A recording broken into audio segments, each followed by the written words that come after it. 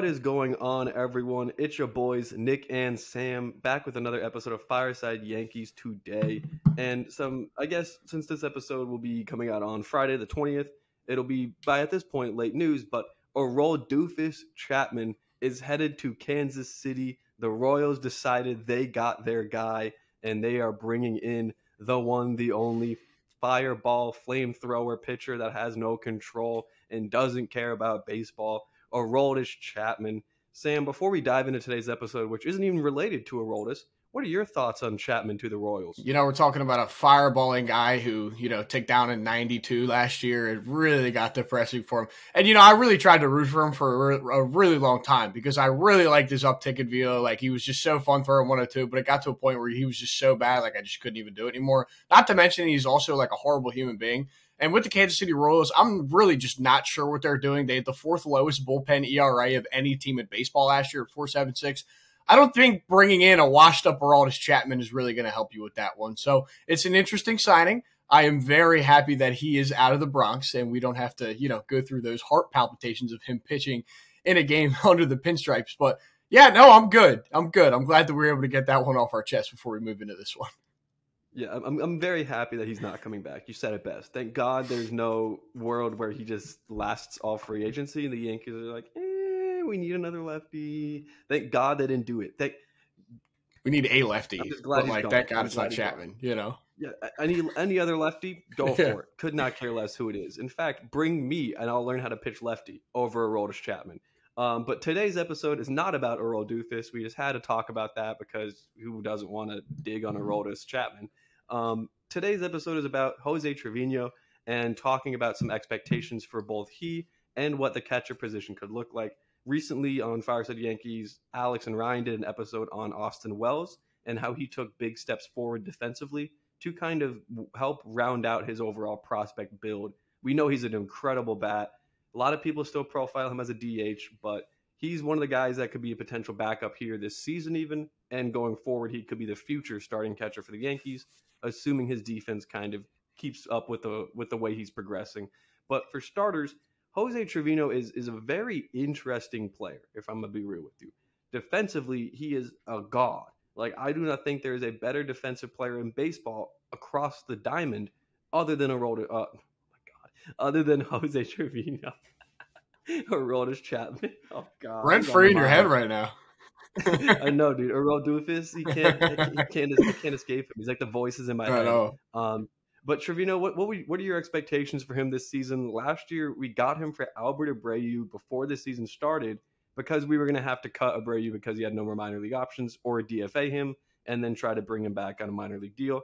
Instead, Cash God worked his magic and was able to snag Jose Trevino from the Rangers, who was phenomenal defensively. He led the league in every single defensive category last year, except for, I want to say, runners thrown out.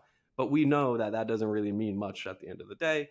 He's just, I don't know, Sam, what are your thoughts on Jose? Yeah, I do want to tap on Chapman one more time because the Jose Trevino trade is very, similar to the Aroldis Chapman trade just because we ended up getting Albert Abreu back. Obviously, Albert Abreu is not the same stature as a player like Gleyber Torres or Aroldis Chapman, but, I will say that, there's a little parallel there. But I will say I absolutely love Jose Trevino. He's one of the best, humans and dudes that we have in this game. He's great with the kids. He's, Aaron Judge's, biggest fan, which I think is, the coolest thing ever. And for me, I think what he does for this team is absolutely perfect. He's the Platinum Glove winner. He's the best defensive catcher in the game. Not to mention, during the first half, he was an above-average bat. He had a 103 WRC+. plus. He fell off offensively in the second half, only a 77 WRC+. plus. But at the same time, he's the best defensive catcher in the game. So really, as a guy hitting out of your 9-hole, what else do you want from him? Because I think what he does is absolutely perfect. And one of my favorite things to do is look at his splits because I think his splits are absolutely hilarious.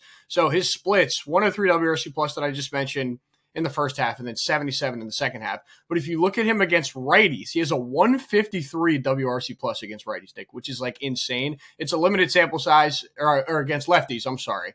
So he faced lefties in 37 games, but in righties it was 98 games comparatively and had a 74 WRC+. So his splits are super funny. He loves hitting lefties. Obviously, you get the advantage as a righty. But I just think that what he does for this team is perfect, and I don't see any reason to move off of him, in the near future. Obviously, we have Wells coming up, and we still have to see what they're going to do with Higashioka moving forward, because he was supposed to be the guy this year. He was supposed to be the guy last year. It was not going to be Trevino. Trevino was a throwaway trade. We traded him for Abreu and a minor league prospect that we will probably never see. And he transformed into this absolutely amazing catcher that everybody in this goddamn fan base loves no matter what. And I just think he's perfect for the team, Nick. I just absolutely love the guy. Yeah. The splits are always very interesting to me because you have a lot of players in baseball that are like that. Even like the star that we mentioned in the previous episode that we talked about, Gleyber Torres, Jazz Chisholm was the same way, just against the opposite-handed pitching, so it works out better because he's a lefty hitting righties. But he can't hit lefties for shit. So maybe we see more of a platoon this year. Jose Trevino the problem is that you don't really want to take him out of the lineup that often because he's so good defensively. How good, you might ask? He led the league in catcher framing runs with 16. Led the league in strike rate percentage with a 53.9% strike rate percentage. Led the league in catcher defensive runs saved with 21. Led the league in Fangraphs frame rate, which was like their frame rate, with 19. The second closest was Adley Rutschman at 9.2. And then he led the league in strike zone runs saved, aka RSZ, with 12. The dude just does everything so well defensively that when you have a pitcher on the mound, you're going to want to throw it to Trevino. Like, there's a reason that last year we kind of switched off of Higashioka was Cole's personal catcher because Gary couldn't catch him.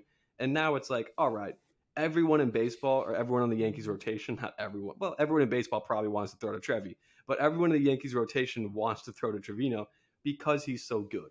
And I want to get your thoughts on this real quick before we kind of dive into some of the other options for backup as well and our expectations for 2023.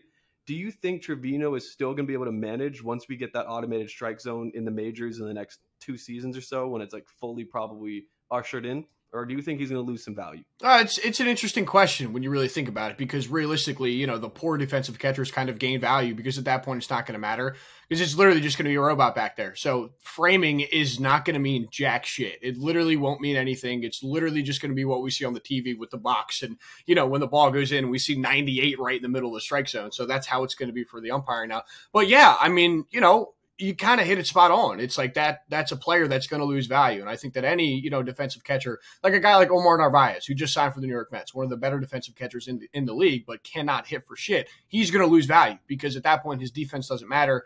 Catcher defense isn't going to matter outside of throwing out runners. So, yeah, I mean, he will lose value. And, I'm glad that you brought up the whole Gary Sanchez thing with Higashioka, because it was a point last year, or 2 years ago, I'm sorry, that Garrett Cole just simply would not throw to Gary Sanchez, and he only wanted to throw Kyle Higashioka. Now it completely flipped. Not to the point that, Higashioka is a bad defensive catcher, but Gary Sanchez was terrible, and Trevino is the best in the game. So it was really just an interesting dynamic to see, just because we didn't even expect this guy. He literally came out of nowhere and became, in my opinion, one of the most important players on the roster just because of how he can handle that pitching staff. And I'm really excited for him this year to be able to work with a guy like Carlos Rodon as well, who we just threw a video up today, who's just going to absolutely pump gas. Him and Cole, I think, are going to be sick together. And, for that trio of guys, for Cole, Trevino, and Rodon to be able to work together next season is a really just enticing thing to look forward to, essentially. So, yeah, I mean, to finish the question, yeah, he probably will lose value just because defense just will not really matter in 2 years. So, I mean, that's I guess what I want to kind of the reason I asked that question is because I want to transition a little bit into looking at the Yankees' backup options as well. As you mentioned, Higashioka was supposed to be that guy, and for whatever reason, not for whatever reason, he does it every year. He started off terribly, and then he has like 3 weeks where he's just a otherworldly hitter. Second half of the season, Higashioka posted a 127 WRC plus and an 801 OPS. So as a backup option, he posted a 1.7 FWAR too, and he's making like 1.6 million this year. So as a backup option, I'm still content with Higgy being behind the plate. But again, we have Ben Rortvedt, who's in AAA, and a lot of people think is a hologram because no one's really seen him. So maybe he is. But we also have Austin Wells chopping at the bit right behind him, hot on his heels. And if Wells keeps improving like we discussed, he could very easily find himself on the Major League roster this season in June, July, August, if I had to guess. So the Yankees are they do have an embarrassment of riches at catcher right now. And for all the discussion about the Yankees' middle infield prospects and even the outfield as well, with Jason Dominguez and Spencer Jones and Pereira, and I'm a big Dunham guy, like they have just overall an incredible amount of depth across the board for the positional players. Their pitching definitely leaves a bit more to be desired in the farm, but the catcher situation is starting to become a bit murkier for the future. And that's why I wanted to kind of do this episode to, one, not only just give Jose Trevino all of the credit in the world for the job he's done. He's a fucking man, like you said. Arguably, I'm not going to say arguably because I don't want this to sound rude. He's a better person than he is a baseball player. He's an incredible human being, does so much for his area in Texas, does a lot for the people in New York as well. His family's really involved with the organization, and he is just a good dude. And it's so easy to root for people that are good dudes. Like, no one wants to root for Domingo Germán. No one wants to root for Aroldis Chapman. But Nestor Cortez, Jose Trevino, Anthony Rizzo, these are all guys that every baseball fan should be a fan of, not just Yankees fans. You can hate the Yankees and you can hate their team and their fan base, but you cannot hate those guys. And Trevino, I think, is going to be one of the guys this season that even if he posts a 90 WRC plus like he did last year, he will still be close to a 4 WAR because of how good he is defensively. So that's what I wanted to look at the backups a little bit as well, because Higashioka has no more minor league options. So if he struggles, he could be on his way out, and we could call up Rortvedt or Wells.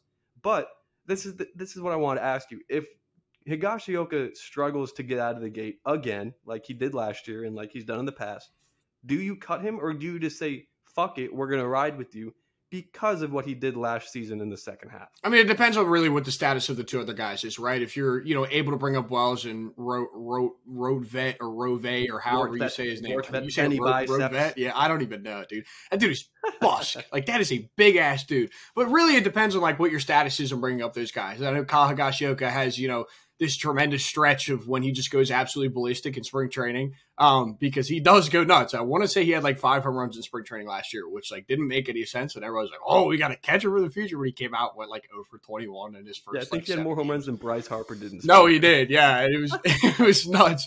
But no, like it actually like it really depends on what your status is with Wells and Rortvedt. I'm never going to pronounce that guy's name right. But with Wells, like it's nice with Wells because he can play a corner outfield. He can play first base. He can play DH like you mentioned. So he's a lot more flexible than a lot of these other guys. Obviously we profile him as a catcher, but he's more of an offensive guy. If anything, his defense is improving like they discussed yesterday. So realistically, like that is the guy that I'm looking at for the future, because we're talking about, we're going to a computer automated like strike zone, whatever. So the catcher defense is going to matter. We just need guys that hit. So those offensive catchers, a guy like Gary Sanchez 2 years ago, who couldn't play jack shit for defense, would be perfect for that scenario because he just couldn't play. But at that point, he's going to be a lot more valuable to a team just because it does not matter what kind of defense he's going to play back there. All you got to do is block balls, make sure they don't hit the backstop, and throw runners out. That's all you got to do. That was Gary's kryptonite, though. That is very true. That was his MO. The one leg down thing, the knee down with the leg out, dude. I absolutely hated that. Like that's just you wonder why he couldn't get to those sliders way off the zone. Because, well, when you're on one leg, it's gonna probably fuck with your ability there. But I don't know, dude. You're absolutely right. You hit the nail on the head with Wells, especially. And Rortvedt is a really interesting guy as well, because I think that Rortvedt and Trevino could be a fantastic platoon. Granted, Rortvedt's cup of coffee in the major leagues wasn't anything pretty, but he does have crazy power against righties because he's a left-handed bat. And if you platoon him with Trevino, I feel like that would be actually pretty solid. Because if Rortvedt comes up, and again, I'm not just discrediting Higgy, because I do still think Higgy will be the backup, and I think you agree with me there. But once Rortvedt gets his opportunity, if he posts a 110, 115 WRC plus versus right-handed pitching, and Trevino posts another 150 versus lefties, that is a 6-7 WAR position for the Yankees that they just covered up. And last year they were fourth in baseball for catcher WAR with, I believe, 5.4 total. So if you can get even better and build on that this year and next year, that's huge. And Trevino has like 4 years of control still, 3 years of control still. So the Yankees catcher position is honestly one of their better positions as we look ahead to 2023. And to kind of end this episode, I want to see what are your projections for Trevino's 2023, because I think he's going to be a right around 94, 95 WRC plus guy, because he did fall off way too heavily and steeply at the end of the season that I don't think it's going to be the case next year.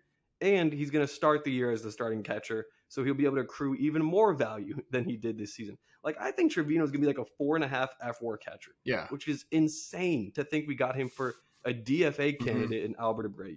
No, 100%. I think he's going to pretty much have a relatively like similar season to what he had last year. I don't like expect like anything crazy with the bat. Like, I'm going to take a 95 WRC plus if you're going to be the best defensive catcher in the game. Like, at that point, that's your value. Like, you're literally there to catch, and you're there to be the platinum glove winner that we have on this roster, which I still think is insane. But I mean, he's going to hit ninth every day, and like, that's not a position that I'm looking for an extreme offensive value. If you look around the league right now, there are only a certain amount of catchers who are really elite offensively. Like, I would say personally that like Sean Murphy's a top 5 catcher in baseball. Sean Murphy's a 760 OPS guy.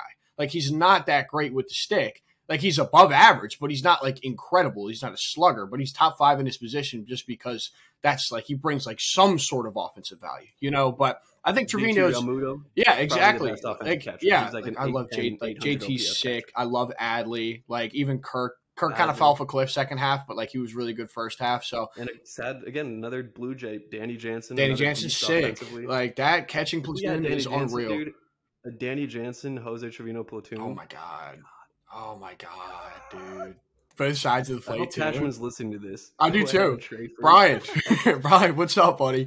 Come on, bald man. No, but I do have one more thought on Trevino though. My favorite Trevino moment was in the All-Star game. I don't know if you remember, he was mic'd up and he was basically just like so excited to be there, and he was like so grateful, and just like it just made my heart warm, man. Like, that is what the game is all about, and like.